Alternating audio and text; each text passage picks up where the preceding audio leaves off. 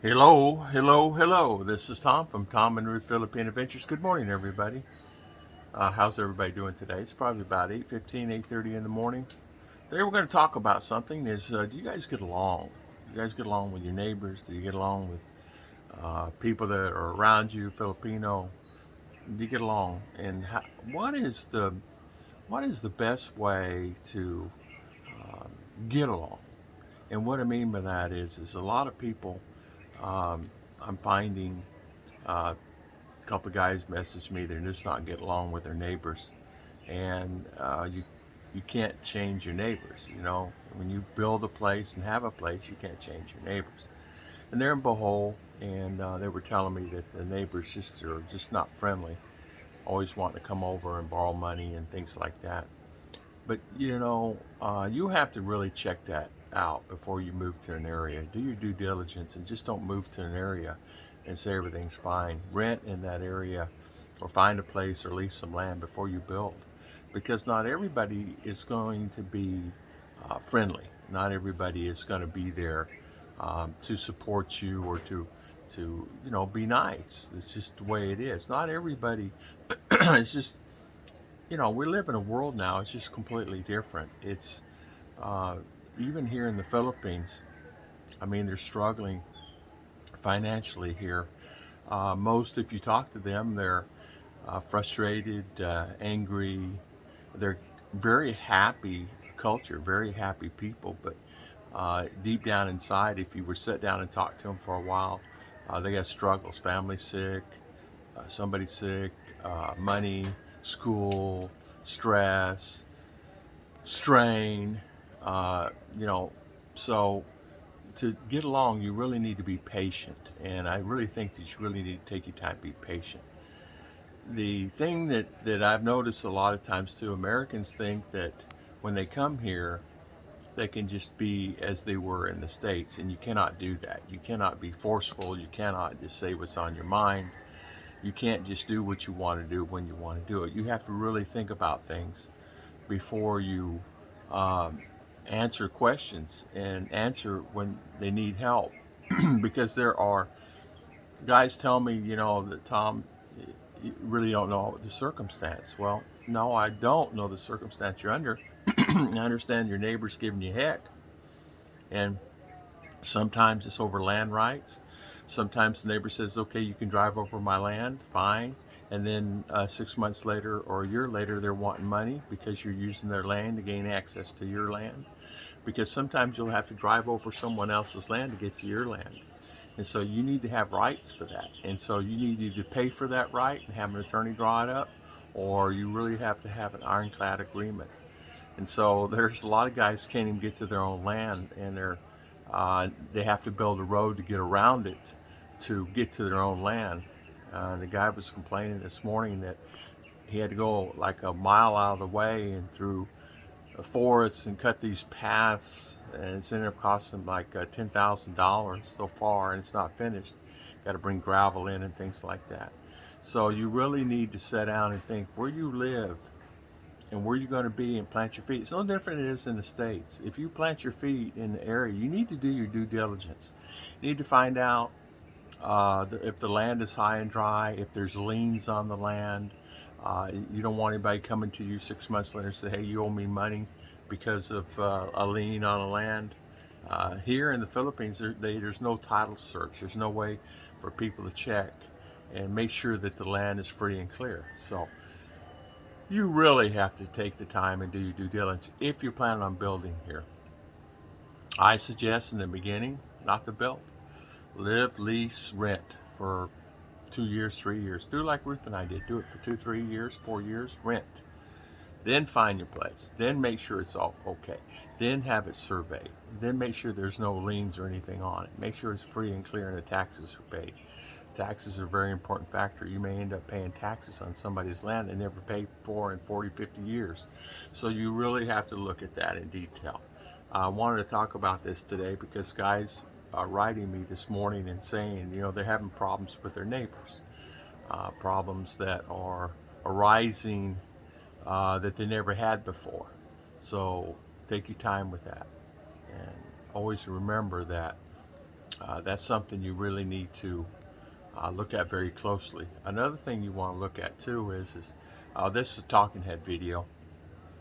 Somebody says all you do is talking head, but that's YouTube. Every video on YouTube is talking head. There's not one vlogger on YouTube that doesn't do a talking head video. If you talk in the video, it's a talking head video. The other thing I want to talk about is banking, getting your money, making sure you have your bank situated. A guy deposits his money in the bank. BDO was accepting the funds. He was getting his money in 3 days from the time it's deposited. Now he's not getting it to 15, 20 days later. And asked the best thing to do, and I said just redo it. Go back to the States. Have your checks deposited back in USA Bank. If you don't have a USA address, you'll have to find one through brother, cousin, somebody. You cannot sign online and get a USA address anymore like you used to. You have to have it notarized, and you have to be in the States. I did that. Been there, done that. So the guys aren't getting their checks. Guy's still waiting on his check for the first of the month. What is today? 16th? 15th? I'd be my hair pulling out my hair. So best thing to do with that is go back to the States. You have that situation happen. In fact, me personally, I would never have a check deposited here. You're dependent upon the banks. Listen, you're dependent upon a third-party bank to handle your transactions. And the sad thing to say is not everybody is looking out for you. In the States, they are the same. But there's laws and there's rules and there are regulations, and you can protect yourself. You make a deposit, you have certificate of deposit. Here you make a deposit, doesn't mean you're going to get the funds immediately. Does not mean that you're going to have that money available for you. You may find yourself, well, like in these guys' instance, they can't get the money out of the bank. They're looking for the funds. It's not available. The branch manager's holding it for whatever. They just hold the money. It gives them opportunity to use the money for elsewhere or things like that. It's just the way it is. Imagine doing that to, say 50 or 75 or 150 or 500 foreigners having their checks deposited. How much money is that? $100,000, $200,000, maybe more. So it gives the banks a way to play the money game. Take dollar to peso, peso to dollar. And it's more so happening now since the value of the dollar is up. And it's happening more now than it ever did. And that's the reason why for that. Here's an example. I had Ruth pull out $400 out of the bank. I made $60 on that $400 than I normally would have made. 60 bucks. 60 bucks more than I would have normally made 6 months ago. 60 bucks. That means a lot. So that's just $400. Makes you think that, right? So, yeah, we have a brownout. Is it a brownout? Okay. So that's something that you got to really think about. You don't think about things like that, but things change, the economy changes, so guess what? The scams are going to come out more. So you got to be prepared for that. And that's what's going to happen. Scams are going to happen. That's one of the scams that they're doing now. They're taking those funds and they're playing the money market and making money for themselves using that dollar to peso thing. Man, they make, a lot of money because that's American dollar coming into that bank. So another thing I want to talk about banking also is if you are a foreigner and opening up an account, they say that you cannot open an account. It depends on the banks. If you're on a tourist visa, most banks will not accept a tourist visa as a means of ID. You need to have an SRV or 13A or something, some kind of permanent. But there are banks that will open it up for you. Guys are telling me they open up banks on a tourist visa. Good for them. I personally don't have a bank. Ruth has a bank. I don't need a bank. What do I need a bank for here? Why would I need a bank here? I can use my credit card. I can go pay groceries with my credit card here. Why would I need a bank? So, because it's a Visa card, MasterCard, American Express. You can just use Discover, American Express cards. Not all take them, but some do. Some will take them. Some places will take them. So you have to be prepared for that too. But it's okay. You can use your American card here very easily. Not all will accept them, but have cash available. Make sure you keep plenty of cash up because ATMs and banks. A lot of guys are saying ATMs are breaking down left and right, and there's a new thing on that. I don't know. I've not had that happen yet.